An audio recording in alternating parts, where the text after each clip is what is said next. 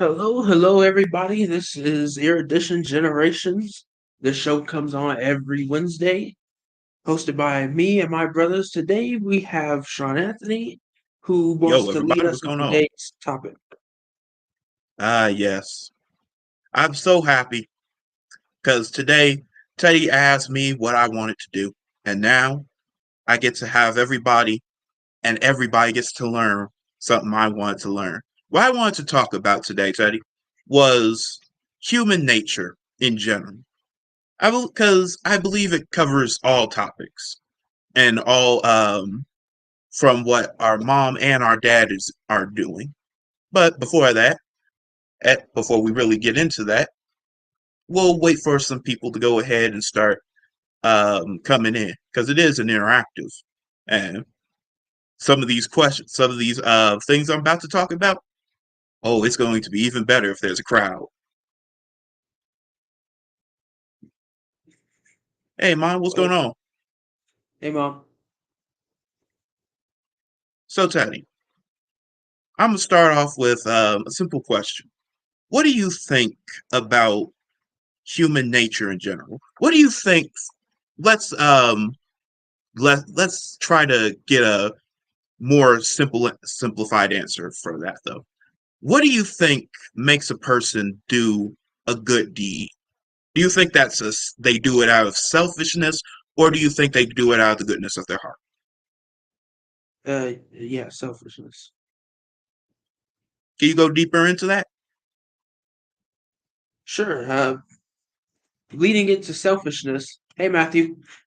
With selfishness, it leads more into consequences. Like, for instance, let's say you see somebody get a treat for doing a certain behavior. You're obviously going to repeat that same behavior. Whether it be good on a moral basis or bad on a moral basis, you're going to do it because it got rewarded.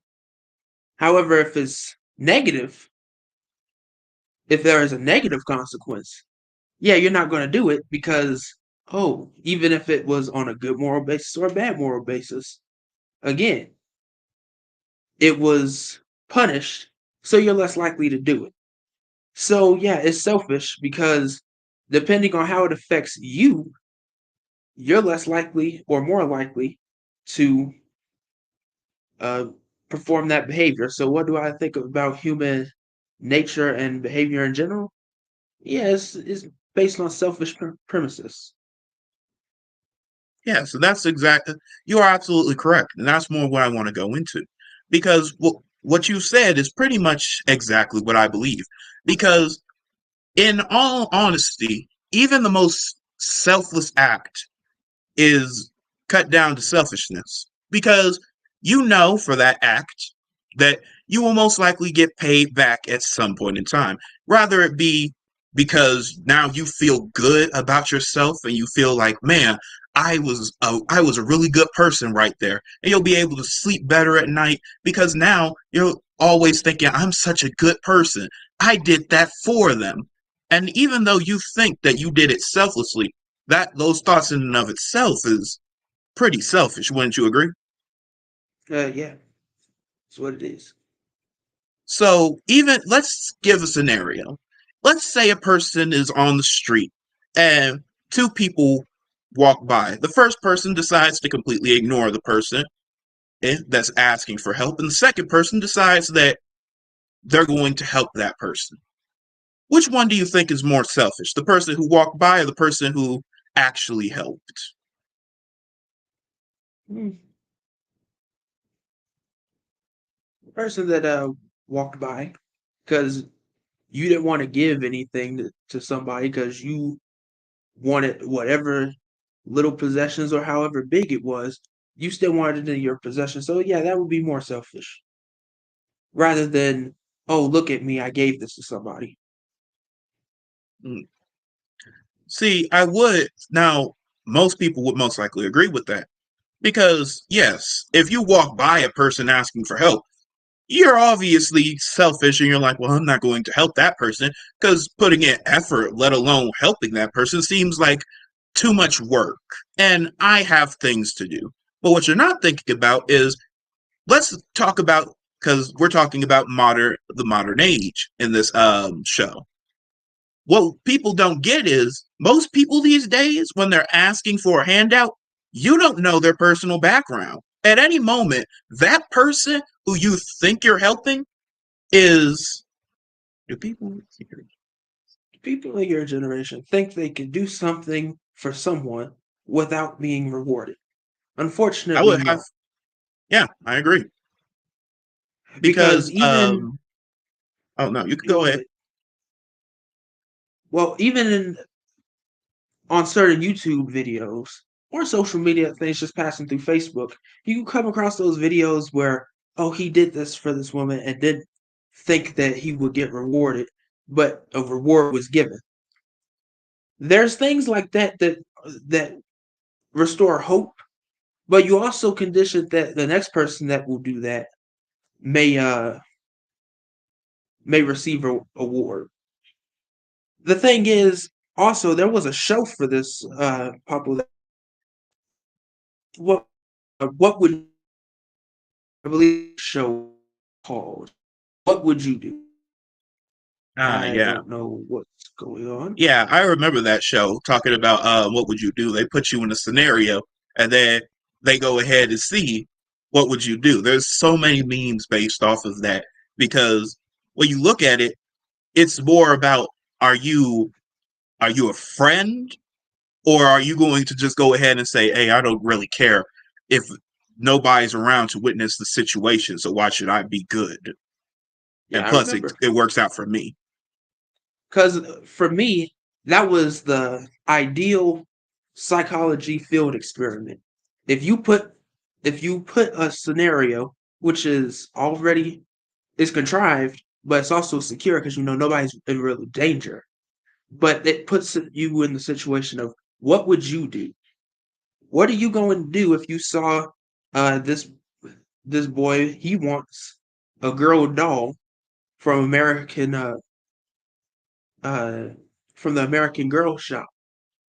I can't remember the actual doll's name, Don't worry, but I can't he want. remember most things either like that. So hey, you fine. But I remember seeing that particular episode. People were getting upset. Like, why would you let him do that? And it was people that's like, well, you should go ahead and give it to him. It puts two different ideals, and you want to see what happens, and then they add more factors in for because they do it with multiple different people, except they change it up after time. It's like, huh, this is how people respond if you put this in, and here's how they respond if you do this, and then you get the sense of trying to condition morality back into people that really only work for award. They don't do what's right because that it's selfish. It's selfish by nature. Of if I say something, I isolate myself, or I do this, and then I remember those memes that you're talking about with that show, and it'll say it was all fun and games until John walked in the room because that's the host's name, and people got nervous. But the thing is, when you have conditioned yourself to be that way, all he did was put it on display of this is what people do. This is why this is how they act. We just wanted to know why. So yeah, Yeah, and that's no, you could go ahead. I'll oh no, I was continue. done. That I was about to say that's it. All right. But no, speaking on that, remember that one show that I forgot what it was called, but it did an experiment like that. It put a bunch of the whole audience in masks and they all sat in a studio and they decided what happened to a certain person and they could choose between good or bad. But since they all had the masks on and this person didn't know them, they all chose bad constantly. They constantly chose to do horrible acts upon this person all until the end of the show. Which, yes, was a psychological experiment to go ahead and see if you don't know the person or if you're behind a mask, will you go ahead and perform inhuman acts? But what people don't get is that's a very good question, and that was a very good study.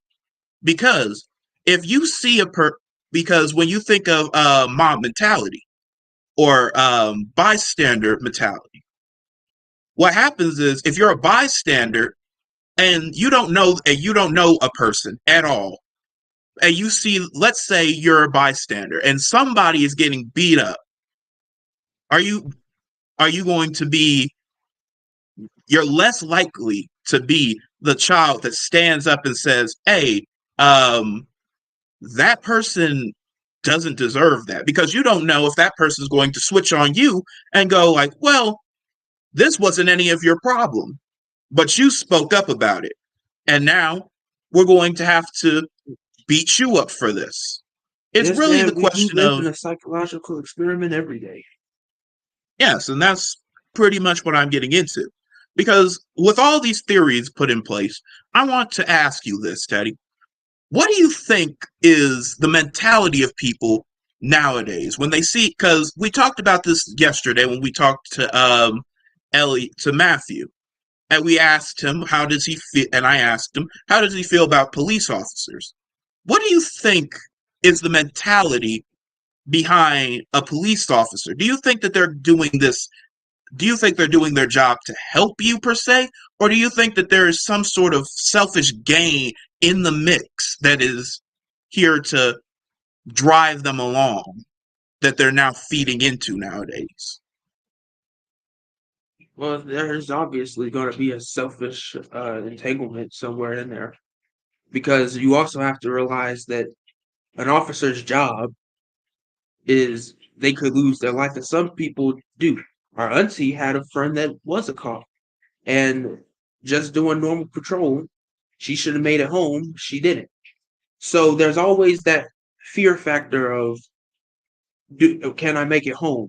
Will I live through this encounter? So that already instills that selfish premises of I need to make it home. Forget if you make it home, but I need to make it home. And the problem is we have conditioned this a society where everybody fears a weapon, or I'm not going to make it home. I'm not going. Something is always threatening my life, and then you give them a situation where they can easily neutralize that threat, which is often, sadly, we do not even understand the term of neutralization anymore, which means to bring down to your level of violence. If to bring somebody down to your level of violence means you need to just cease living, that's a problem. But unfortunately, that's the mentality that you can observe with certain police officers as they encounter, especially people in the black community. They already perceive you as, yeah, you're a threat. You're bigger. You're this. Something has already got a bias in you. And when you mix that bias with the selfishness of, I need to make it home, well, then nothing else matters. Because in the end of the day, you took somebody's life, but you're still living and walking on earth. Unfortunately, that's where we're at. So that is a very good point to bring up, especially in these times of the selfish nature of people in general. And when you put the authority factor in there, yeah, it gets even worse. Mom says bystanders are quick to pull out their cameras, not trusting what will happen if they call the police to help. What should they do? Honestly, in my opinion, if you're going to have a camera on somebody, right? Because let's be honest, whatever you're doing with that camera from that moment on is going to dictate everything in a court trial. So what I believe is, if you pull out a camera, don't sit there and be like, well, I have a camera out there, whatever they do, even if they murder this person, I'll just take this to a judge. Because as we've seen in some court cases, that doesn't work. That doesn't always work. They may look at it and they'll be like, well, you were just as guilty because you didn't speak up. All you did was record. All you did was witness this murder and think that by some rhyme or reason, somebody was going to agree with you. That could be used as blackmail against you or something. So I believe it's more like, if you're going to record, go ahead and speak up about what they're doing wrong, so that in a court case, if they're like, well, it's unclear, we can barely see what the cop or the criminal or the suspect is doing in this situation, you can go ahead and say, hey, he's on. That's why people scream that on camera. They scream, he's not armed, he's on the ground, he has his hands behind his back already, he's not doing anything, he's complying with you, officer. Because in a court case, the lawyer or the defendant will be able to say, hey, the defendant or the prosecutors can say, hey, this is evident. This is pure evidence that this person was doing absolutely nothing. He was complying with the officers, but they continued to take it even further. And even if it doesn't result in the person's death, they can still go ahead and sue and make sure that that cop never gets the ability to do that again, or at least gets them sent to prison. Because these days, and that's why I just asked Teddy, because these days people have the mentality of, I just want to get home. And in the end of the day, it's pretty much our primal desire to survive. If we go in, because if you're a cop, you're thinking at any point in time somebody could pull a gun out of their vehicle and blow my brains out.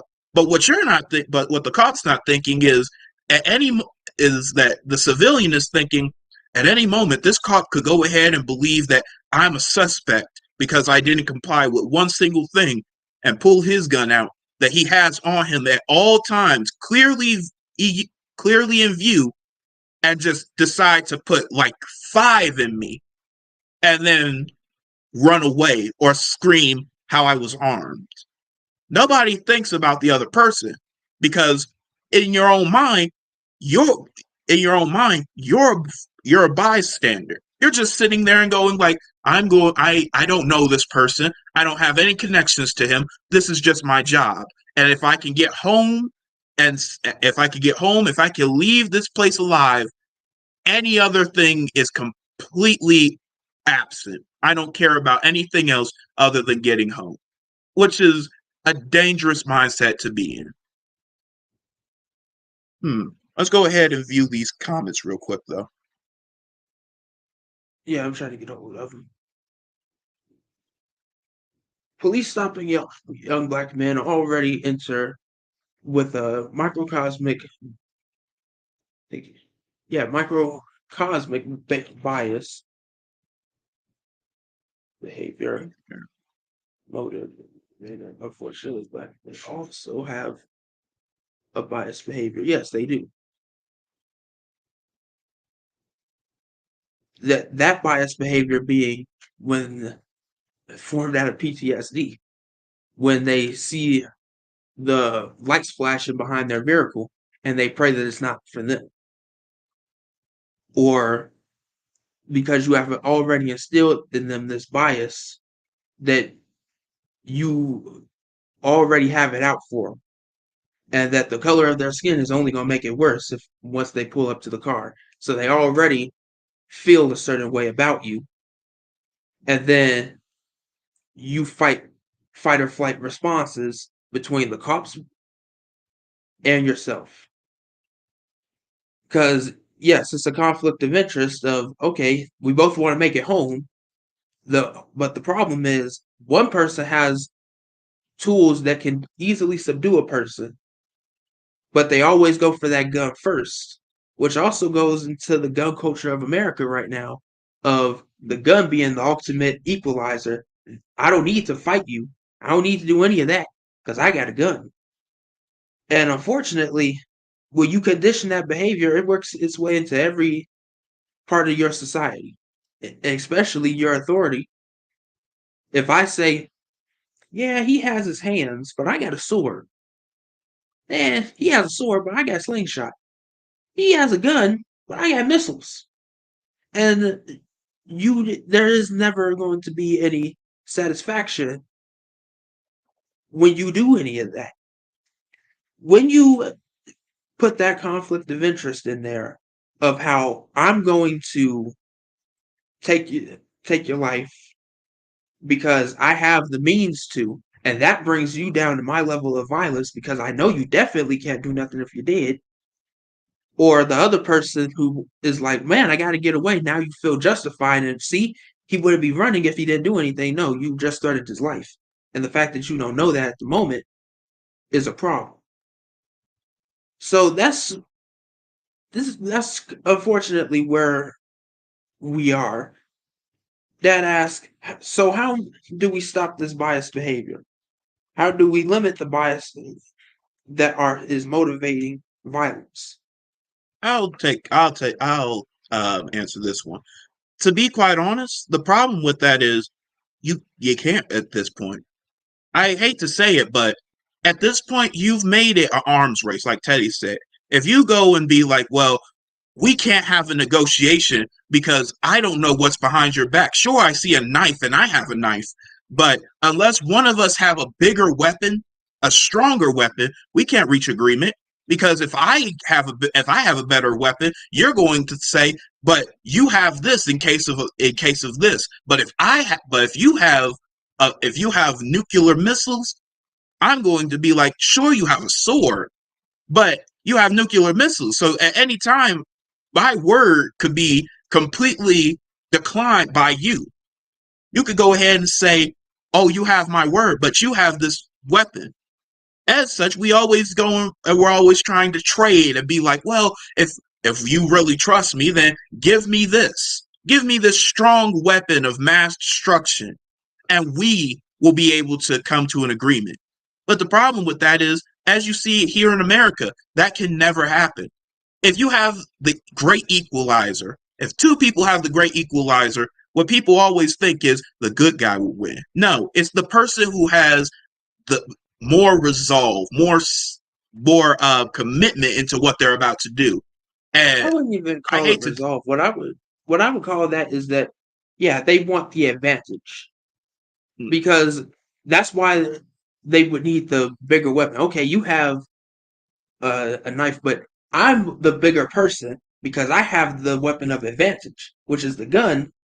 So, regardless of whatever you do, I feel safe.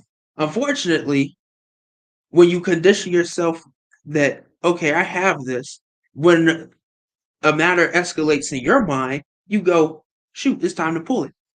That's why you can have all these other tools, pepper spray, tasers, a baton, and feel like I ain't got to use none of that because I got a gun. And unfortunately, that's kind of where we have failed with policing. Because when you establish a sense of fear like that, it's not going to end well for anybody. If last week we said, look at the Stanford prison experiment. If any moment that and remember, this is just an experiment between college students. If they were given a deadly weapon, they would have thought, man, I could probably do something to neutralize this threat right here because he doesn't want to listen. He doesn't want to comply. He needs to understand I'm in authority. How do I do that? Well, I hold his life in my hands. Not, but in that experiment, they only have batons. They can only lock them in a closet. It already inflicted psychological problems. And when you look at the interview with the college students, uh, they were messed up. And that's just from an experiment. That's why it was called unethical. But you still learn from it. But it's unethical when we learn at the expense of others. mm. Mom says, would taxpayers be willing to fund the police program if the police were subject to go to jail and never be a cop again if they fail to be on camera while on duty? Is that expectation over the top? Absolutely not. Honestly, I believe that it would be a very good idea. And everybody has said this because you don't know what a cop is doing when they're not on camera. Think about the recent case that happened. That person was beat up, and the entire time, the only reason you got the the the other recording from only a couple blocks away from his mother's house was because of the fact that you had street lamps. You had street cameras looking at this person. Do you know how absolutely ignorant that is? To believe that in a day and age where there are body cameras, where there are body cams, you cannot see exactly what led up to this because somebody has decided to either turn off their vehicle cam or turn off their body cam. And that's what causes so much fear because at any moment a cop could go ahead and decide, I don't want to, I'm tired of this.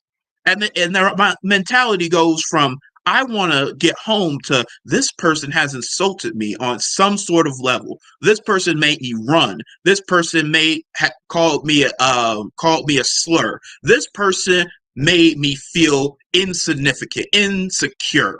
I'm going to take out everything I have on this person. And if they die or not, I'll concern about that after I'm done beating them. And then on the scene you hear them coming up with an alibi while also bragging about how they just beat up this person. All in the same instance, they're going and talking about how, oh, we just beat up this person. You see me punch him in the face. The reason he did this was because he shouldn't have made us run. We wouldn't have thought he was guilty if he didn't run. And you're sitting here and thinking, if they can go ahead and come up with this, what can they come up with when I'm on the line? If I'm coming home from a long day and I've done nothing wrong, and they pull me over and tell me, well, you had a bad light. Your rear light was off. And they were like, but okay, so are you going to, and then that goes from just them warning you to, well, that cop's in a bad mood, you're in a bad mood, and now we have a conflict. And we go from, well, I'm here trying to get home to, how dare you tell me, a superior? Because that's what it all sums down to. As much as I want to call it ignorance and superiority, there's superiority, but people have to watch out for that one thing. Because when you have superiority, you have to watch out for the people who go beyond that into a God complex.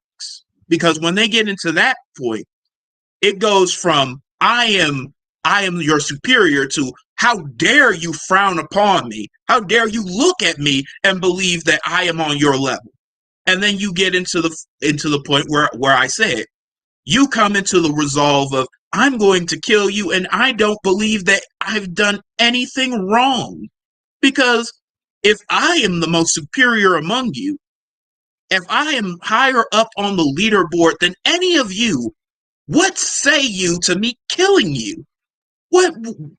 Why should I listen to a mere person who believes that I am on their level?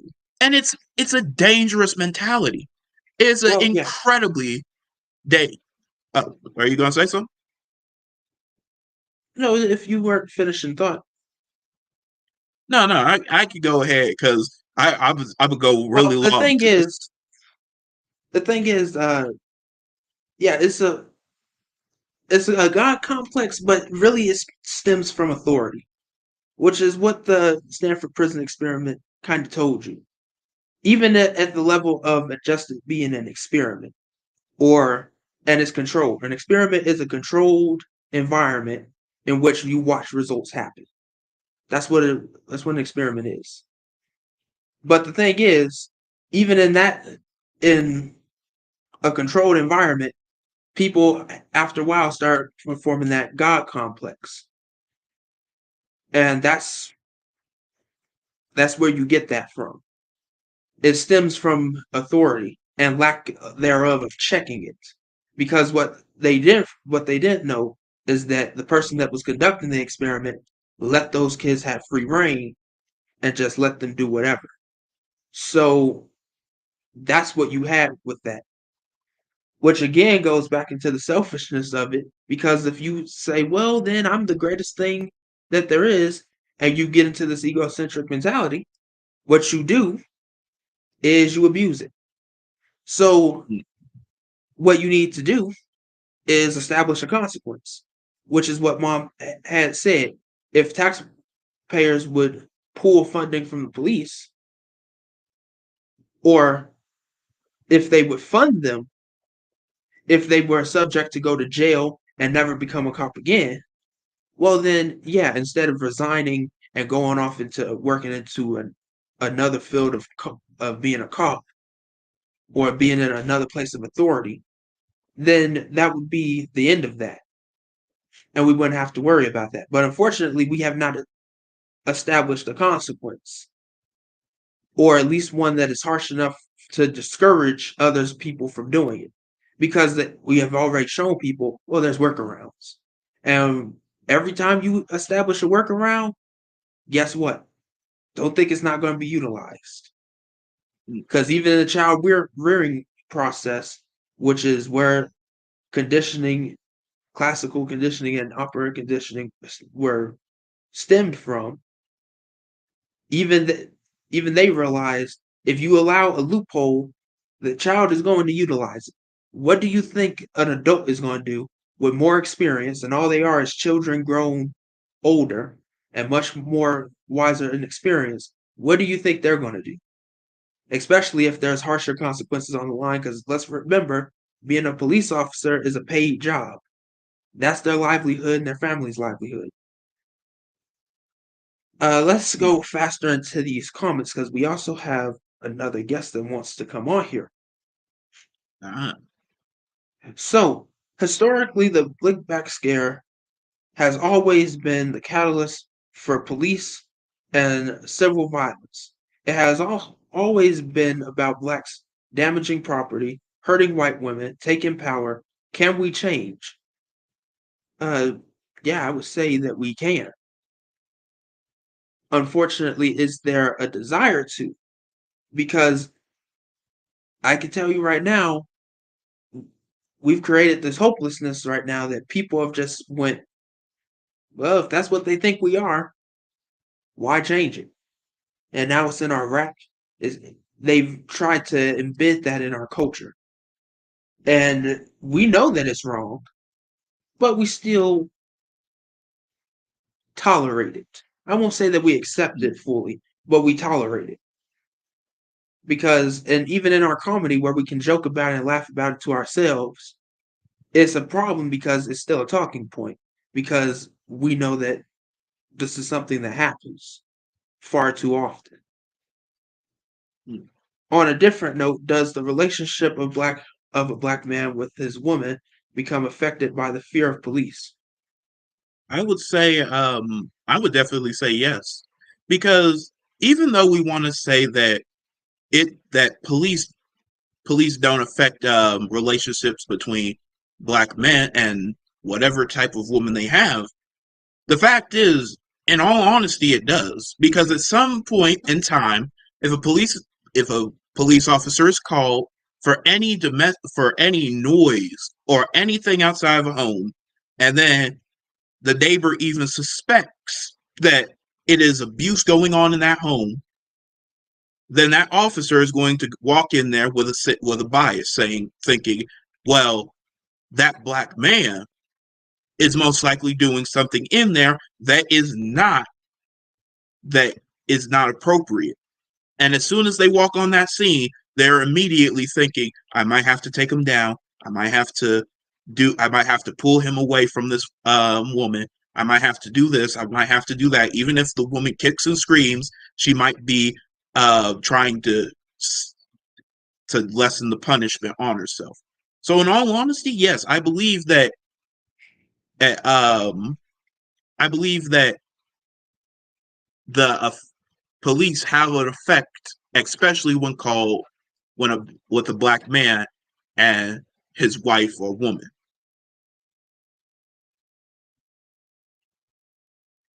I agree.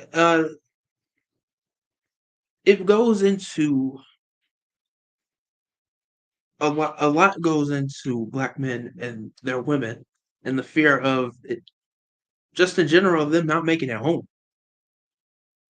As we have already stated, when you jeopardize the security of the basic need of just coming home to his wife, to his girlfriend even.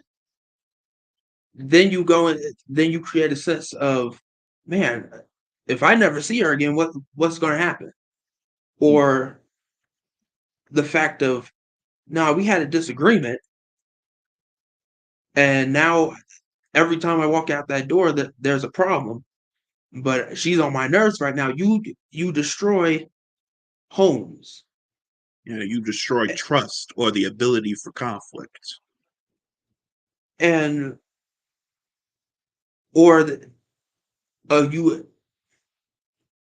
you provoke an even stronger sense of rage, because when people get on your nerves, there's levels on how you deal with that. But when you have the stress of, okay, I went out in the world and now she's on my nerves right now, and then you bring in the factors of, I may not make it home. Well, now he's even greatly upset. And on the how does it affect the relationship? That would be more of the fact of you of fear. There is no other way to explain that. It all stemmed from fear of not the fear left alone because it's being, or if in the case that we don't think about that that's somebody's child, and then they bring it's a whole lot of problems that go into how it affects women. And let's say that the shoe is on the other foot and she is harassed by the police, then there's even greater possibility for sexual assault, which also does something to the man. So it is a deep problem with police, and they think, well, it's just a problem. They didn't think that when that police chief said that with those black men, police officers that beat that black man to death, that it didn't say something that, yeah, they destroyed the lives of other people's lives. And the mother said, you brought shame on your families as well. They probably didn't understand the depth of that, but that's really what they meant.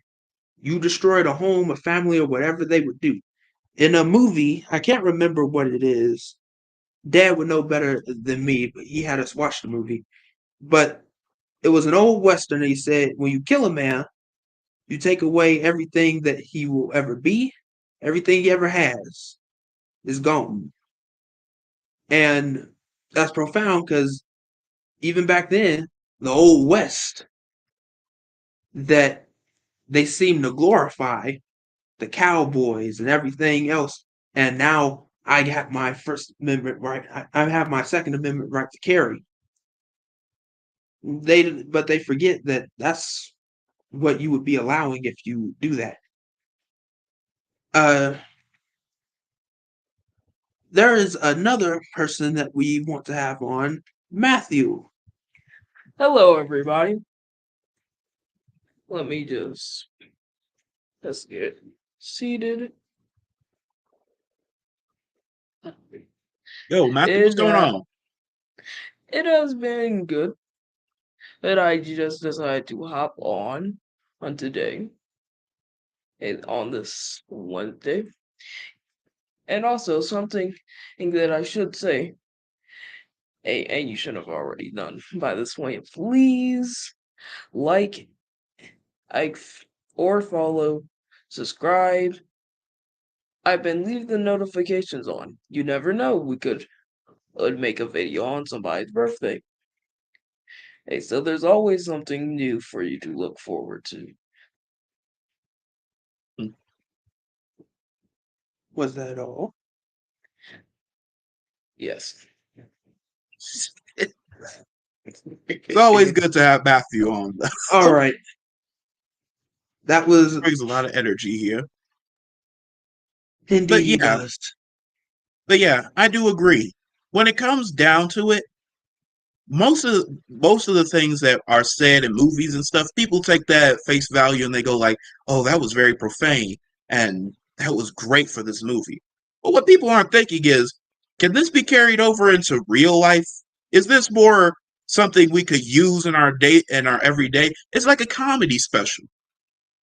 When somebody hears something in a comedy special, they're thinking, huh, that was funny. But they're not thinking anything past that. They're thinking, what a funny joke. And it was relevant too. And then they move on. But you're not thinking, can this affect my life? Can I go ahead and learn something from this? Or can I go like, yeah, you're right. That is kind of weird. Maybe this some, and it seems like it's a widespread issue because this person made a joke about it. Maybe this is something that is more profane than what I'm thinking about, more knowledgeable than what I'm thinking about. But yeah, let's go ahead and get back to these comments because they're piling up.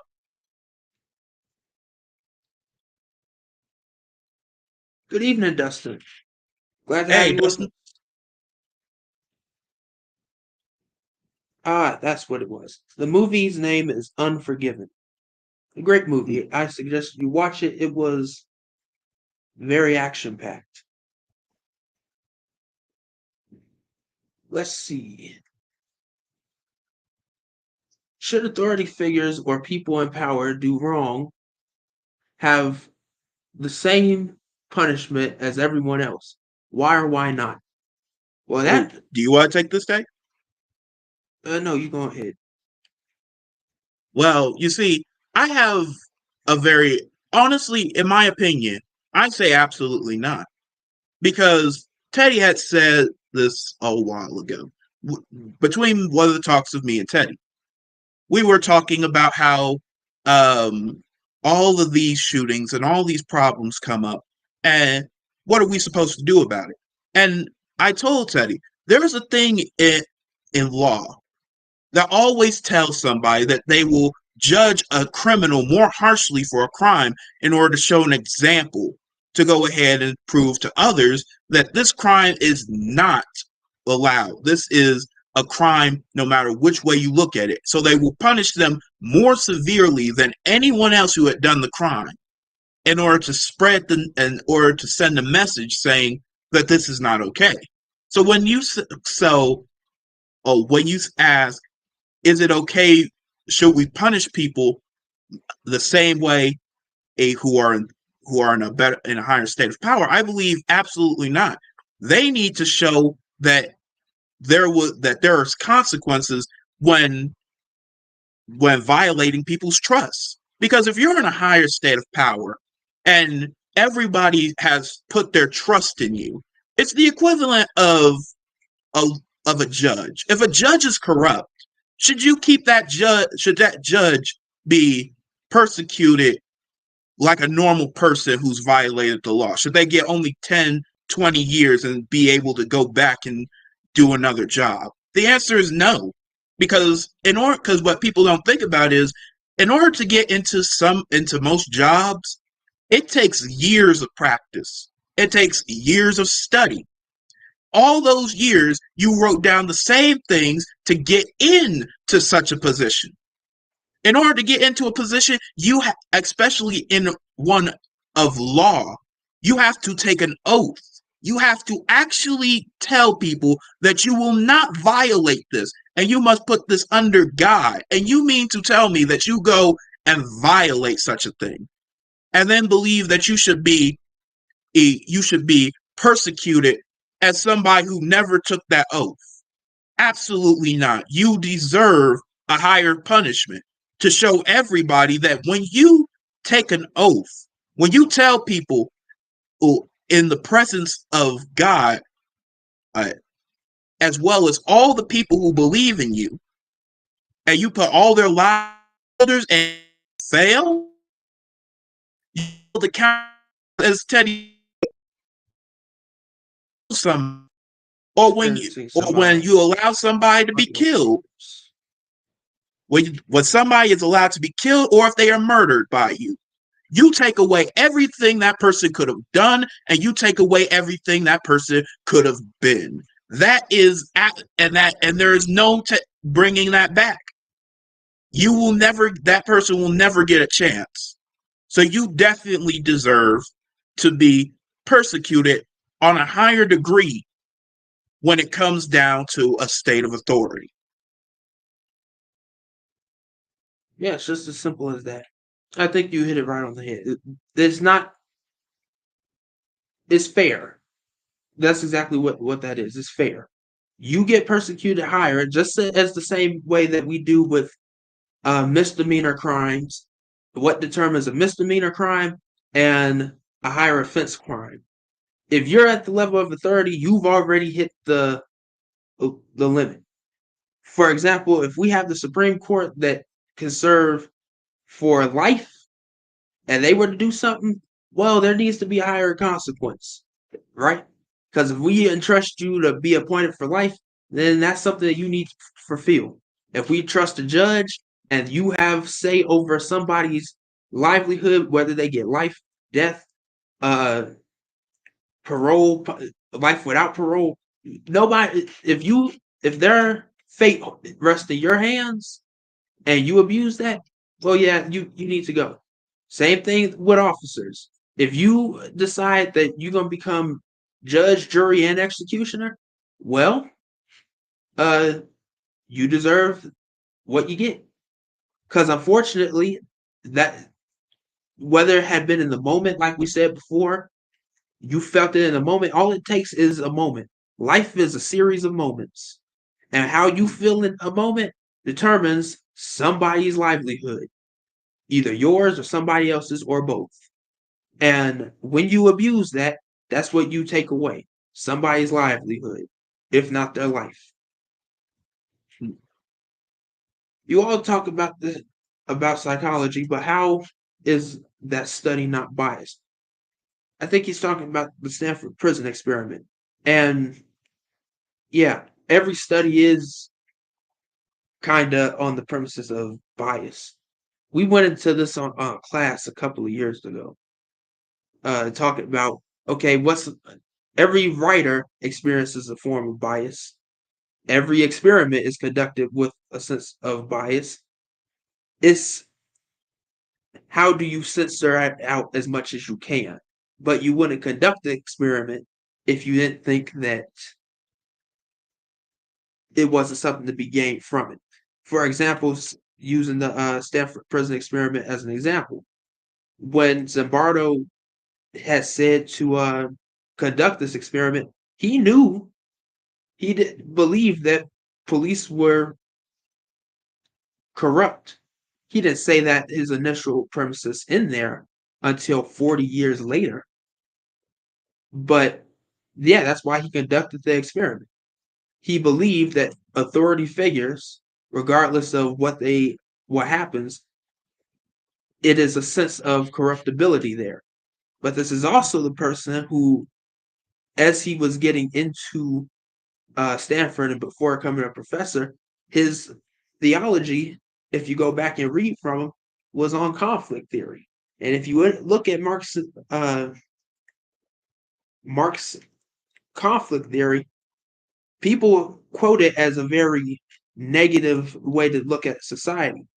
But unfortunately, at the time that it was conducted, yeah, there was a big divide between race and ultimately the divide between what makes you an authority, what makes you over somebody, regardless of race, creed, or stature. And he picked police officers. So that's why we have that experiment. So is it biased? Yeah, just like any experiment. But can we learn from it? Absolutely. Couldn't agree with you better. Dr. G. Stanley Hall, excuse me, was the founder of the APA and said black men were erratic. Sorry, it's blurring words here. Erratic, violent, and prone to stupidity. Even, okay, it's blurring out again. Psychologists think we are dumb. What do you think? I believe that no, I don't believe that black people are dumb because when you look at the past, let's go further even. Let's go all the way back to when we were on this land. We not only knew about the land, we've talked about this before. We not only knew about the land, but we knew the weather, the stars, we knew everything we needed to learn about this land. And then if you speed up, go a couple like a century forward, you see us, and even though we were in chains and bound, you see that there was black people who not only learned math all by themselves, but they were able to teach others all sorts of different things. They were able to come up with medicines and stuff that were years ahead of its time. There was a person who was able to calculate math at the same speed of a calculator and take in the time that would take the inflation, the taxes. He was able to take in all of that and work almost like a calculator. So when people say that black people were dumb or stupid or erratic, I don't believe so. Because not only were we able to learn on a faster rate, we were also able to learn faster, adapt and become even smarter and obtain even more knowledge so as not to because while one failed, another person when one person failed, they were like, well, this is what you have to look out for. And as a result, the entire rest of the group was like, well, this is what we have to look out for now.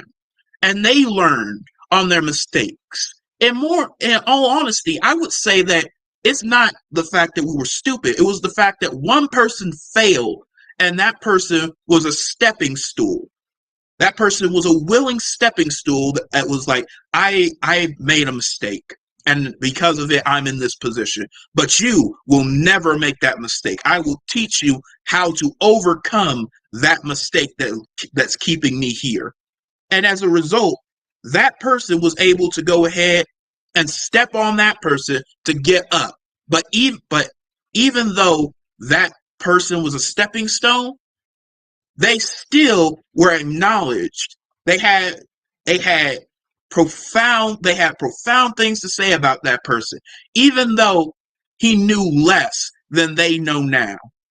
Because as long as you keep moving, you can go ahead and be stepped on, and they can acknowledge you and say, well, even though he was not as smart as us, he was still a way up to the knowledge we know that now.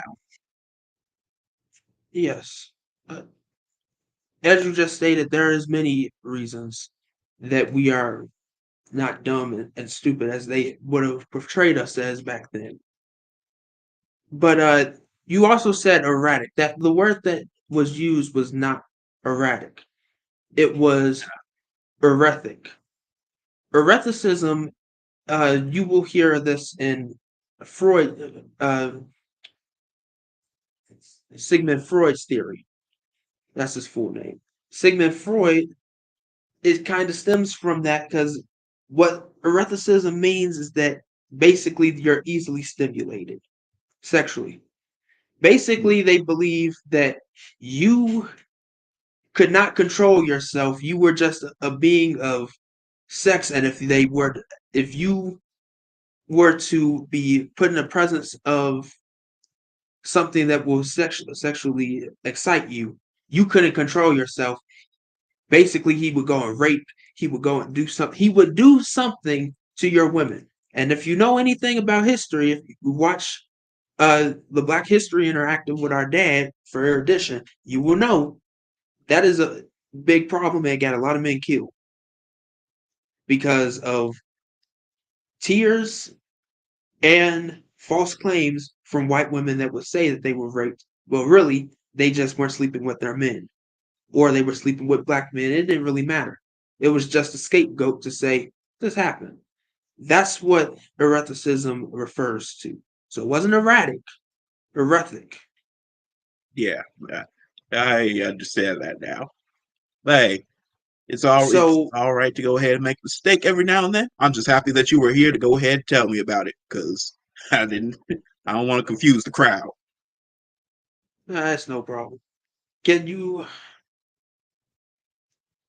name me some things that can change the perspective of young men? Hmm. That is a very hard question to answer. Because when it comes down to it, the thing that changes young men is not really what is said, it's more what is done. Because people in this day and age, they're more per- perceptive. Crime. Those are two separate matters, crime and punishment. Yes, yes, they are. Crime. But however, they do share a very symbiotic relationship. Don't ever get that twisted. The crime and punishment, they go hand in hand. Mm. You commit a crime, there should be a punishment. Whether it is or isn't, well, that's up to you because you don't want Well, to encourage crime. You I'll want jump in to right there because I would say no. Even if a judge says that there won't be crime, there won't be a punishment. Once they walk out into the world, as you've seen with most criminals, they will be judged by the public. There will be a punishment, no matter which way you look at it. It just depends on if the judge will give it or if society will give it, because there will always be a punishment. If people believe that you have committed a crime, there will be a punishment. There will be a reprimand, and rather it's street justice or if it's a person or if it's the judge saying that you will spend either several years in prison or your entire life. There will or in the always sense be a of punishment. God, right? And or Hmm. karma. Karma Or or karma. in the But that is a good point. It's going to have a consequence either way. Thank you for sticking with us, Mom. See you later. yep. Yup. So what was I didn't wrong? say yuck. I said yeah. If you say so. I think I think you should talk about the steps to rectify these issues next week. I know an hour goes fast. Yes, it does go very fast, especially when we have actual very interactive people. Thank you for staying interactive with that. If Yep. It's it absolutely was, great to see people interact because everybody can learn, and whatever they don't learn, they can go ahead and ask a question on, and we can go ahead and clarify. I don't hold back words just because you all are my sons. Oh no, we know, we definitely know, Yes, we definitely. but it's good because it's a learning experience. And there was two vocabulary words used today. If you're just now getting here, or you fast forwarded to the end, two vocabulary words that we want you to incorporate: erethicism, uh, See, you got you erethic. there. Jesus, now I'm tongue tied. Erethic, ear, Jesus, Papa, that threw me all off my mojo. I hope you're happy. I am incredibly happy. At least I got you caught with it. At least I brung you down to my place. Erethicism, erethic. To be erethic, it means that you are easily stimulated. You cannot control your sexual drives or urges, which means that you are more prone to rape, or the fact that you just gotta have it.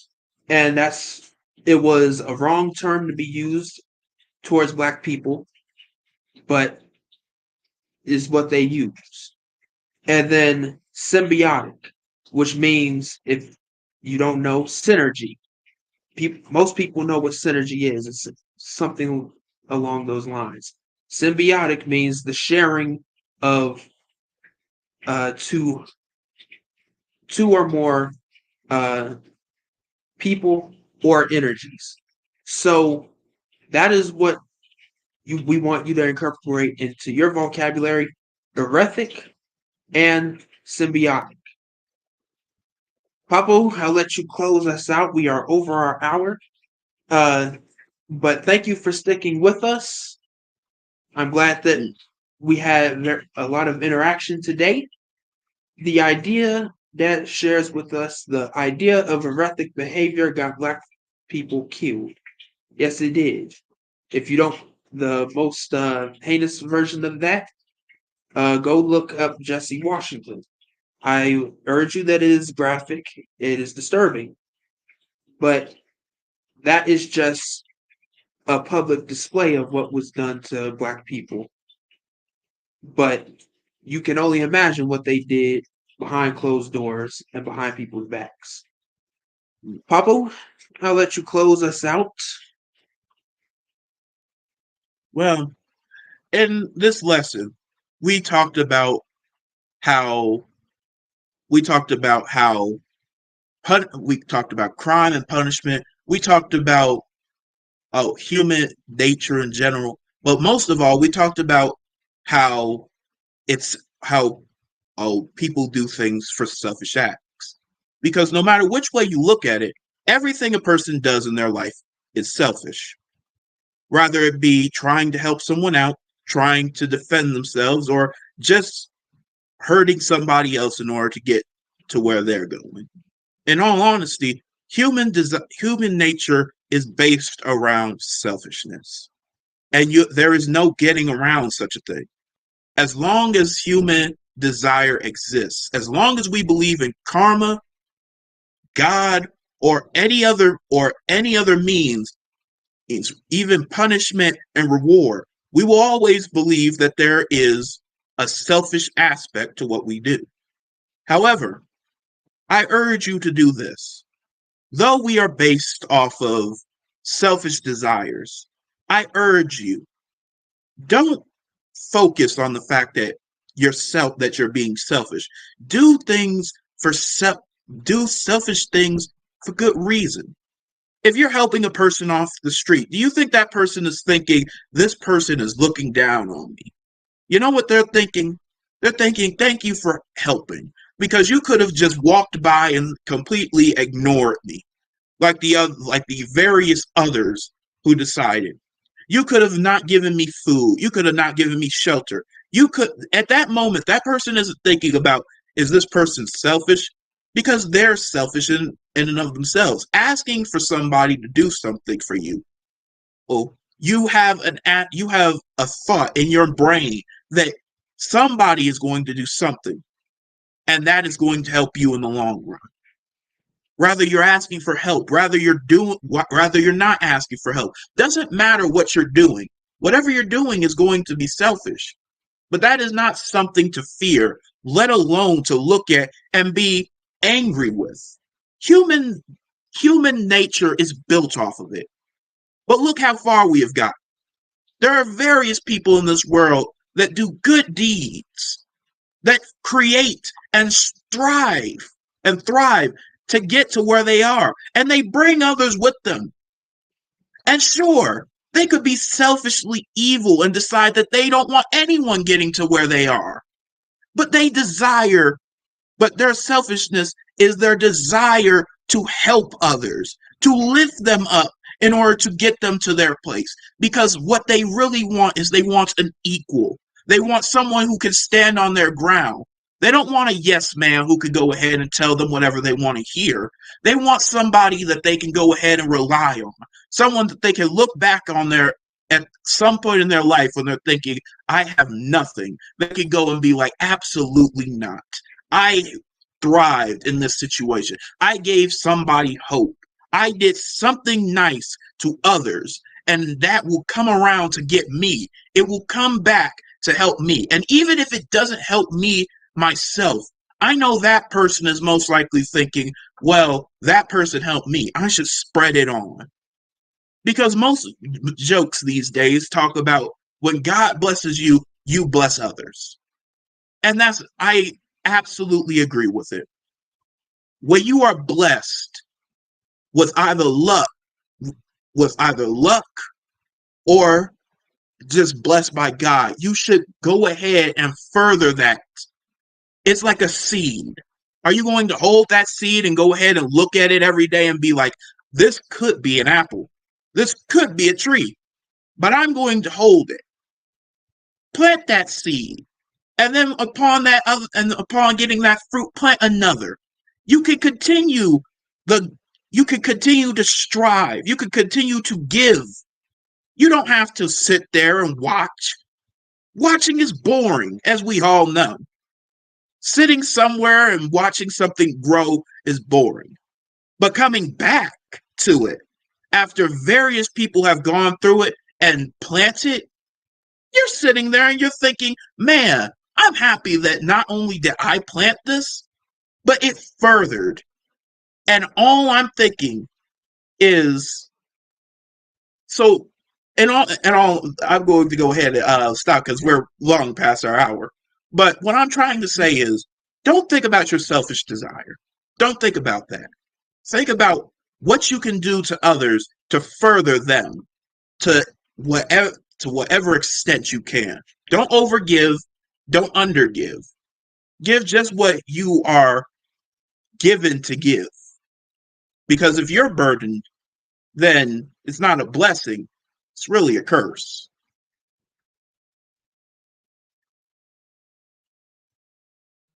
All right. That was thoughtful. Yeah, probably overdid that a bit. It's all good. It just get. I know it's only our second time doing this show. We get better about that time as we go. But just something to keep in mind. Thank you for tuning in. I'm glad that we had so much interaction, and thank you all for supporting the channel. For those of you that did, our banner is always running on our screen. For us, we can you are. It was great having you on the show with us today, Papo, and it was great having all of you, our viewers, for giving us something to talk about. Yes. Papo, let's lead them out. Absolutely. Have a good evening, everybody.